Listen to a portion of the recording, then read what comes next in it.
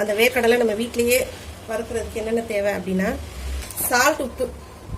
அது என்ன பண்ணுங்கள், ஒரு அளவுக்கு தேவையான அளவு கொஞ்சம் கொட்டிக்கங்க. இதில் கொஞ்சமாக ஒரு 1/4 கிலோ அளவு கொட்டிக்கங்களேன். இந்த மாதிரி கடலை இந்த மாதிரி கரண்டி வேணும். இதை தான் நம்ம அந்த உப்புலேருந்து கரெக்டாக உப்பு இல்லாமல் நம்ம எடுத்துடலாம். இந்த மாதிரி ஒரு கரண்டி நம்ம வறுக்கிறதுக்கு தேவைப்படும்.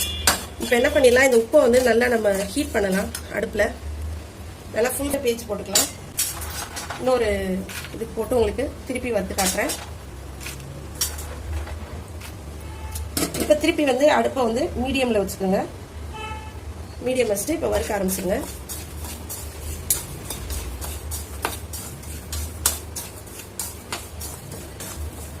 வறுக்க வறுக்க என்ன ஆகுது பாருங்க. வறுக்க என்ன ஆகுது, அந்த தோல்லாம் மீடியமில் தான் வைக்கணும். ஃபுல்லாக வச்சிடக்கூடாது. அடுப்பை மீடியமில் வச்சுக்கோங்க.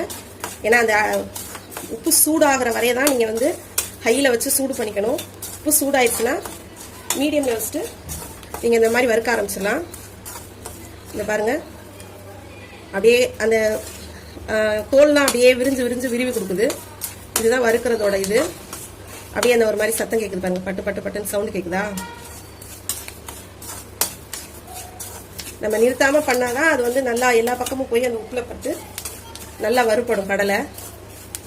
இந்த வேர்க்கடலை எல்லாருமே சாப்பிடலாம். குழந்தைங்களும் சாப்பிடலாம், வயசானவங்களும் சாப்பிடலாம். ஏன்னா இதில் அவ்வளோ புரோட்டீன் சத்து இருக்கு. அதுக்கப்புறம் இரும்பு சத்து இருக்கு வேர்க்கடலையில. தான் வச்சிருக்கோம். அந்த அரிகரண்டிலே நம்ம எடுத்துடலாம். இருந்தாலும் இதில் எடுக்கையில கொஞ்சம் நிறைய எடுக்கலாம்.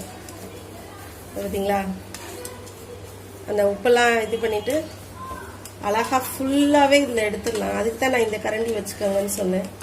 பார்த்தீங்களா, நம்ம எல்லா கடலையுமே எடுத்துட்டோம். பார்த்தீங்களா, வறுத்த வேர்க்கடலை ரெடி ஆயிடுச்சு. நான் இன்னும் கொஞ்சம் வறுக்கணும். நீங்களும் இது போல் செஞ்சு சாப்பிடுங்க.